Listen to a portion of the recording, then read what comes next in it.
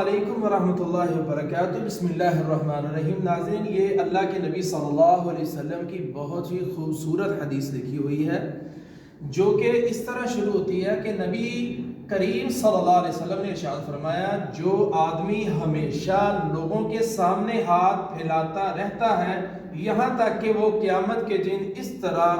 آئے گا کہ اس کے چہرے پر ذرا بھی گوشت نہ ہوگا۔ یہ صحیح بخاری کی حدیث ہے، 1474 نمبر یہ حدیث ہے۔ تو ناظرین، اس کے اندر یہ بات جو میں آپ کو بتانے والا ہوں وہ یہ ہے کہ لوگوں سے مانگنا، بلا وجہ مانگتے رہنا، جبکہ ایک انسان کو اس انداز سے عادت پڑ جاتی ہے کہ وہ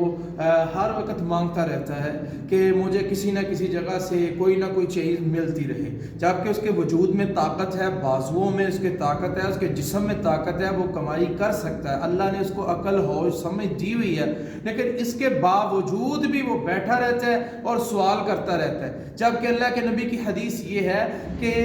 دینے والا ہاتھ لینے والے ہاتھ سے بہتر ہے، یعنی اوپر والا ہاتھ بہتر ہے نیچے والے ہاتھ سے۔ تو اس لیے اللہ سے دعا ہے کہ اللہ ہمیں اس حدیث پہ عمل کرنے کی توفیق عطا فرمائے، اور ایسے فعل سے کہ جو کہ لوگوں سے مانگنا، ہاتھ کرنا، اللہ اس سے محفوظ فرمائے، محنت کرنے کی توفیق دے اور حلال روزی کمانے کی اللہ تعالیٰ توفیق عطا فرمائے۔ وما علینا الا البلاغ المبین۔